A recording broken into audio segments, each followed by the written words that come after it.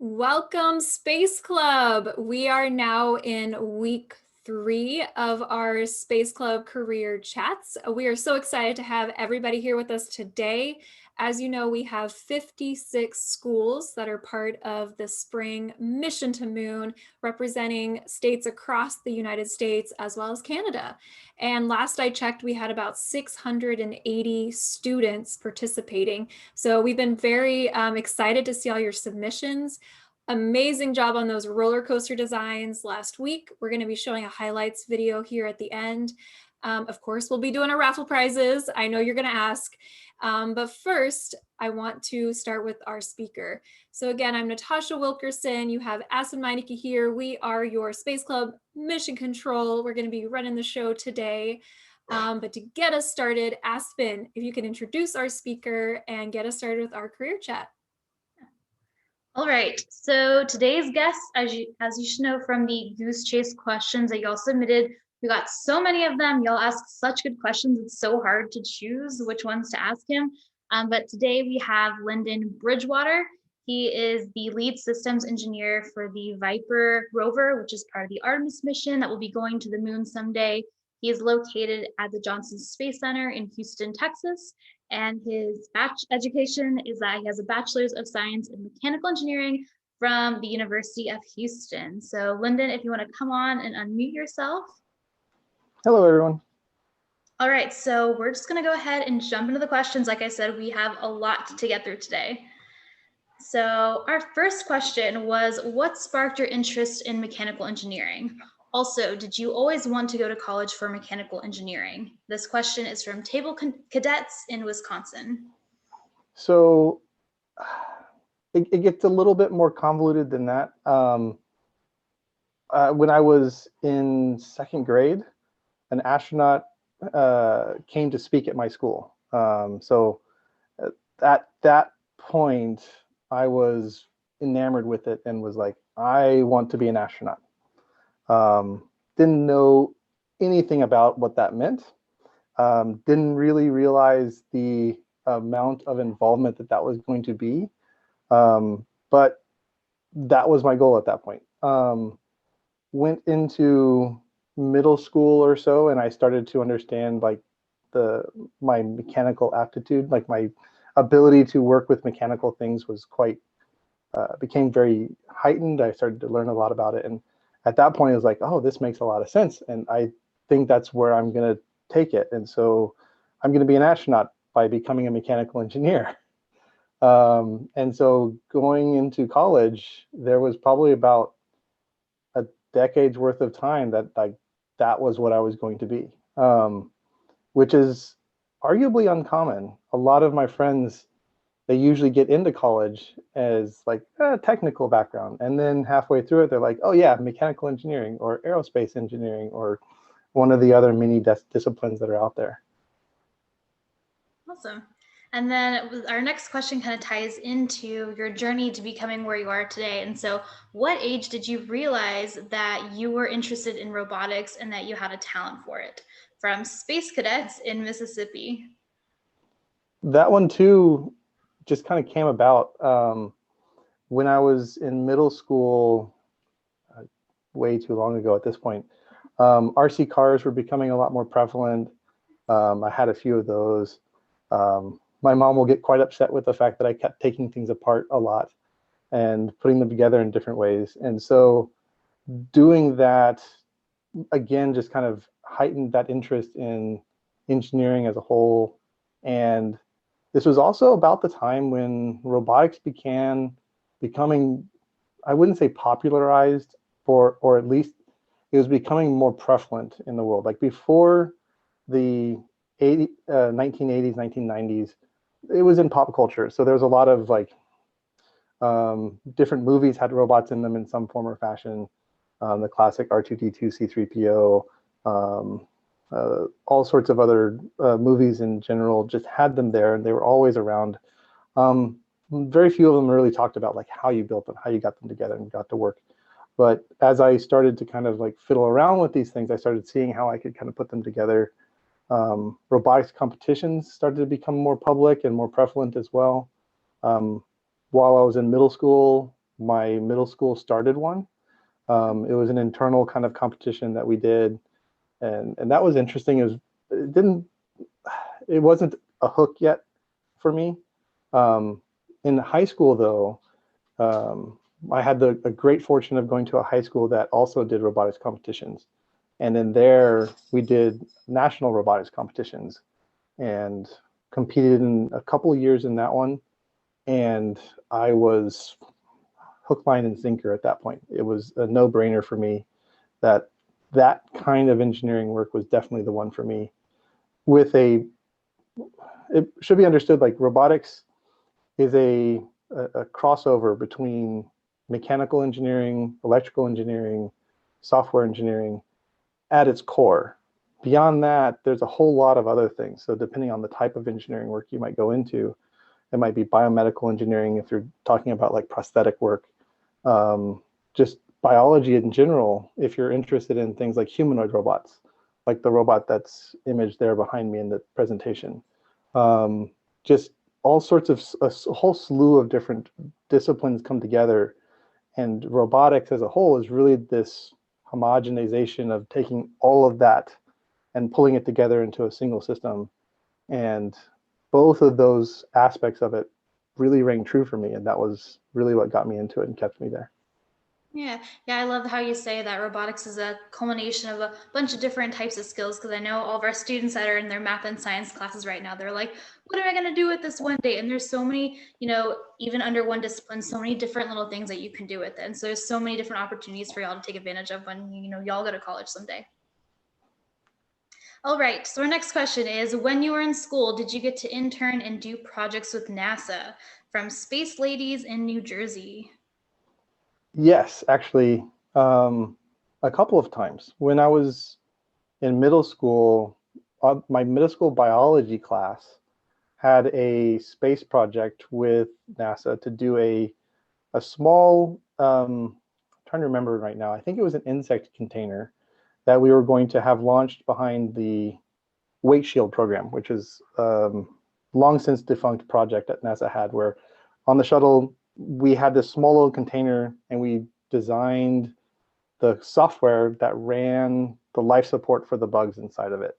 Small little thing, writing very basic code for it. If it gets too cold, warm it up. If it gets too hot, don't warm it up anymore. Things of that sort. And that was my first experience into it.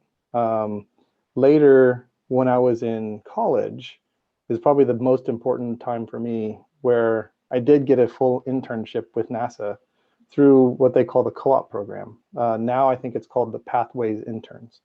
And that one was fantastic for me. If you get into the program, you are an engineer. You're working with an engineering group. Depending on where you do your program, you could be in mission control, you could be in a robotics lab, you could be designing spacecraft for Mars, the moon, satellites orbiting Earth, or like very monotonous things like humanoid robotic systems, like the one that is down there below, for advanced exploration and discovery, which is what I got myself into. It's kind of all over the place what opportunities there are. NASA especially is very far-reaching in what we do. Though we are the National Aerospace and Aeronautics and Space Administration, the types of impacts that we have on the country as a whole are kind of all over the place. At Johnson Space Center, we have a very large life sciences department, so people that are interested in biology, there's also are here as well. Life sciences, exercise, biology, like microbiology, bacteria and molds and things like that. We do quite a lot here. The other centers have a stronger background in aeronautics or rockets or spacecraft specifically. And then there's places like JPL, which are very highly focused on robotics as well, towards distant exploration, Mars, Jupiter, and quite beyond, in fact. Very cool. All right, so they all want to know, so many of our students are wanting to work at NASA someday. What is it like? And this is from Happy Chappy in North Carolina. So I can I'll speak from my experience. Everybody will have a different one, because there is a lot that can be done. The opportunities as it kind of went through are like all over the place. For me, I came in a robotics world. I've pretty much stayed there. I've had opportunities because of how big NASA is. We have 10 to 50,000 people working, depending on which center you look at or the collection of all of them. Johnson Space Center has almost 10,000 people that work here, between the civil servant staff and the contractor staff. And depending on where you work, there's a lot of different directions to take it. So it's a large agency. There is some complexities to that. So a lot of the stuff we do is not individual. I don't do that robot myself. The current project I have has almost 200 people on it. And so there's a lot of that kind of interaction and like personnel interactions. Like you've got to work together as a very large team. Sometimes you might be a very small part of that larger team and you're still just working on that little bit, but you still might have 15 people that you have to work with. I think the smallest project I've ever had 4 of us.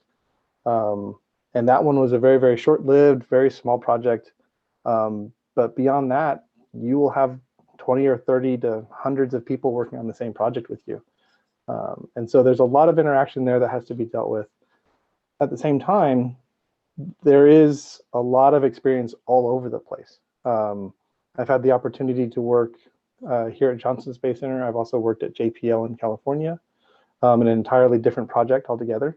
I've also worked with the crew office in the crew healthcare system, where I got a lot of like completely different information, learning about how the crew survives in space and working to keep them alive up there, where like the way that we work is completely different. The way I work in my group now is very technical focus and engineering developed and focused towards highly technical involvement. Math runs everything for us.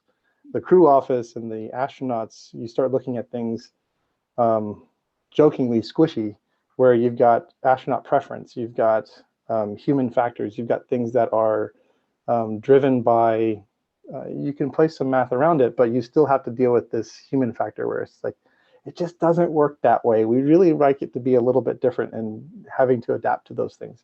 Very different, equally challenging, equally as rewarding.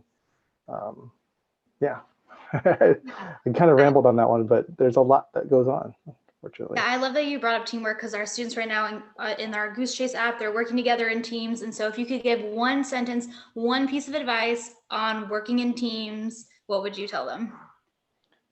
You won't always be right, but you need to understand when to draw the line on when to ask the questions. Okay. So it's important to know that everybody in the group may all have a different opinion. It's also very important to make sure that the right opinions get out there so that everybody can listen to them and you can discuss them and understand as a group which way to go. At the same time, ideally, there is a leadership. It's really hard to work as a committee to make the committee work in the same direction. So having a technical leader, or just a leader as a general statement, being good at listening to all the statements that come forward and being able to say, okay, cohesively, what makes sense for us is to go this way. And then I might be like, I don't agree with that, but I understand. And thanks for listening to me. Okay, let's go that way. Perfect. Absolutely love that. All right. So our next question is, what process do you go through to create these robots, and how long does it usually take? This is from Nebula in Wisconsin. So if you can kind of give like a timeline of how many, days, weeks, years it takes, and then just, general outline of what that process kind of looks like. Right. So I'm kind of delighted that you're finding some of these videos. We have, I don't know, it's a terrible joke really, but we have levels of miracle that we wish that people ask us to do. So a level 1 miracle is like 6 weeks robot. You take 6 weeks, The first half of it, you plan and design everything. The last half of it, you build it and you get it operational. These are relatively small. They're kind of single activity. They might be for a competition or something like that.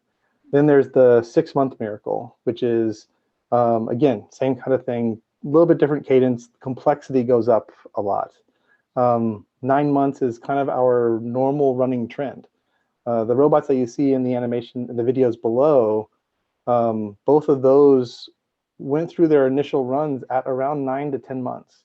So we were kind of told to go January, and then come September and October is when we had those up and running. Those are, many would say, very complex systems. They are a challenge to make those work. By no means am I wanting to discount it, but we do them very quickly.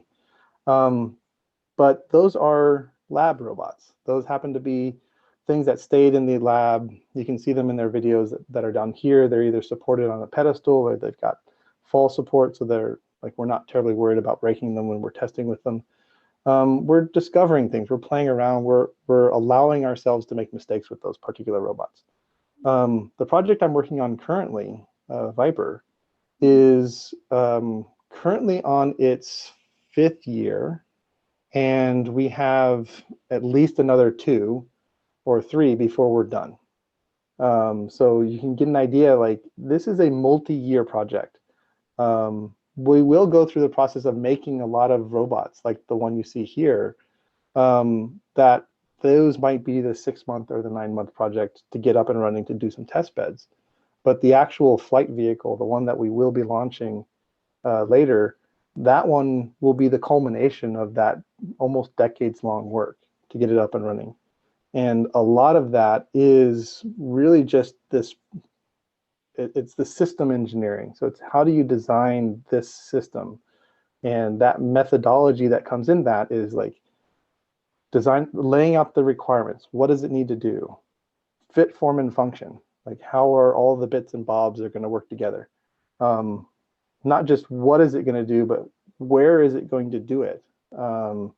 In this case, for Viper, this is on the south pole of the of the moon, and so you have a lot of complexities there, and there's also a lot of unknowns. We're doing some things for the first time ever, and in doing that, you have to build these test beds, and you have to test things out and say, oh, okay, now we can do it this way, because we've learned more. And in some cases, you'll get to the end and you'll be like, we don't really know, but we've got enough margin and design factors and uncertainty that we're pretty sure this will work well enough for what we're doing. And you do as much testing to burn down that risk as you can. And eventually, you just have to go with it. And so anywhere between 6 weeks and 10 years. Unfortunately, it's a long span, and it really will depend upon how complex you want things to, it needs to be for what it's doing. Flying to the moon and actually doing all of this work on the lunar surface is really complicated versus building a robot to stay in a lab that will always be 72 degrees and dry. Yeah. And so what part of Viper are you working on? What is your piece? So I'm the lead system engineer for the Rover. Viper is broken up in a couple of ways. We call them elements. So there's the Rover element, which is really the platform for moving it on the surface. So the video that you see here is the basics of the vehicle. We also have payloads, and we also have like a launch vehicle. The payloads are specific science experiments, and they will be things that my vehicle will carry and move to the locations on the surface that need to be explored.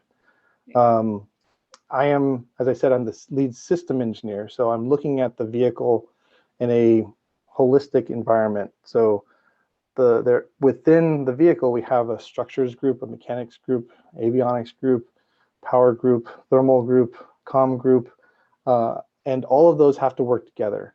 But I want those groups to be very focused, almost myopic on their system, because they need them to make theirs as best as absolute possible. When there are areas of interface where the two come together, interface design. And sometimes there's just complete overlap where they just completely merge on each other, and the effects that happen to the thermal team have to affect everybody else, kind of a thing.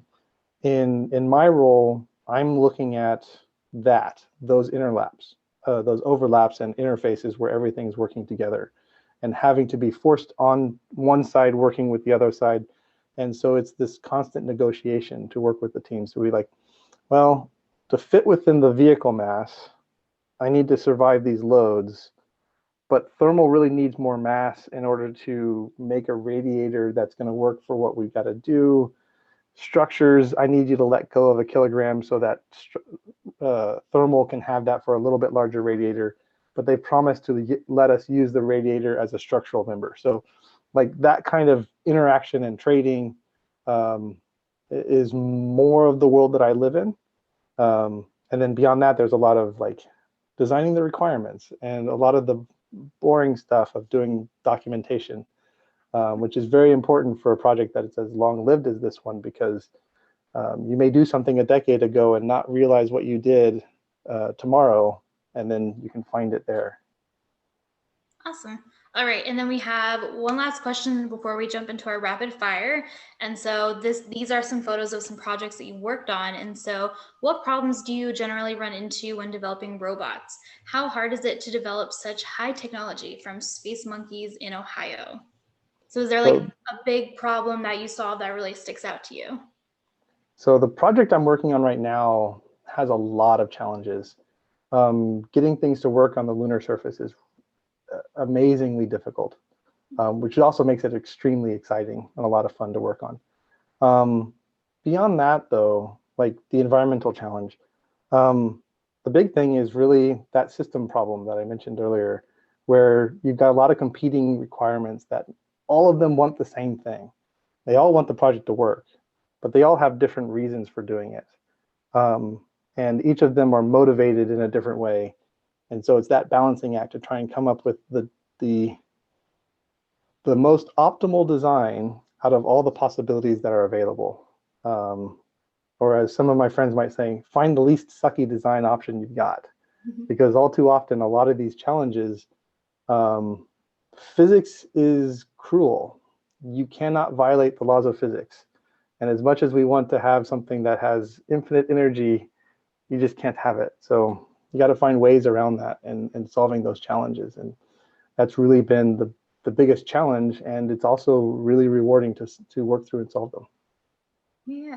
And how did they come up with a name for Viper?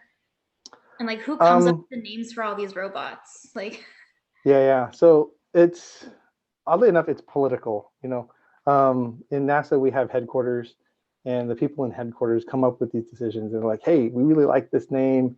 And then in the case of Viper, Viper is an acronym. NASA is full of alphabet soup like that, where they like to make up names. And sometimes, more often than not, you have a contrived one where you have the Viper, and then you find out what fits for VIPER. And that's where you end up. Awesome. All right. So real quick, we're going to run through these rapid fire questions. You have 10 seconds to answer each of the questions. Are you ready, Lyndon? Let's go. All right. First question. What breed is your dog and how old is he? Osiris is my dog. He is 10 years old and he is a Catahoula. All right. Did your interest in scuba diving influence your career or vice versa? I wanted to be an engineer before scuba diving, but it's definitely worked together very well. All right. What career do you think you would have had now if you didn't work for NASA? I would still be an engineer, but I'd probably be designing cars. All right. Do you think robots could eventually take over the world? Thankfully, no. They're terrible at that. And then last but not least, what or who inspired you to become who you are today? Largest influence is my mom. Beyond that is a lot of really great teachers.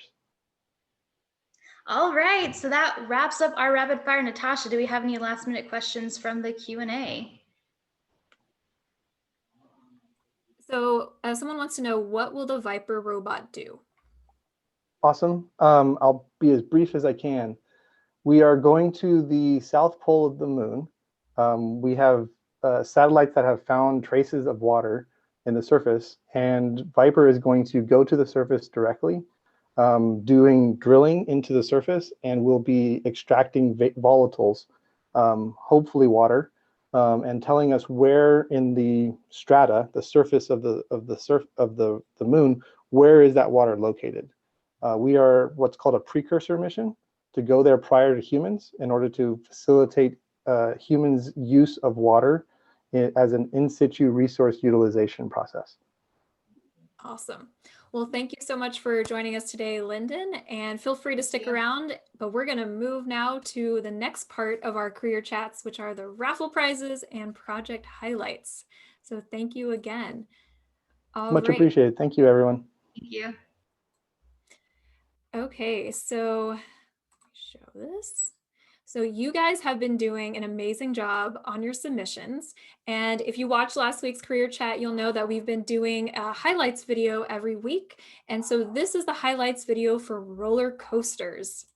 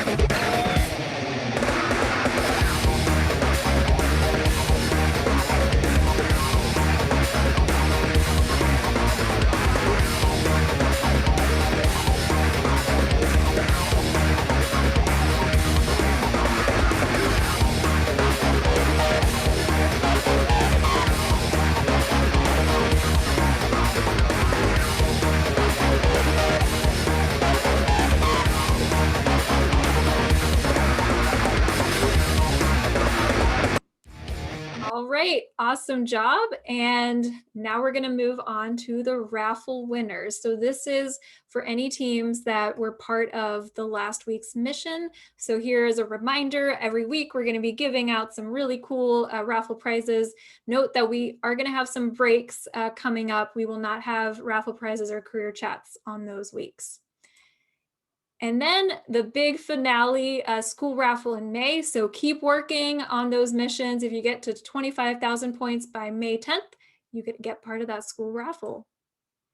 So here's the prize for this week. We're going to have one team, and this is a roller coaster themed prize. It is this really cool building set. It's a Connects where you can do a Ferris wheel and other theme park builds. And so we're going to show now our winning team. So I'm going to stop sharing. If you guys remember, we're going to do this live. So no bias, right, Aspen? So we have put all of the teams in here that participated in the last week's mission. And I'm going to hit spin. Ready?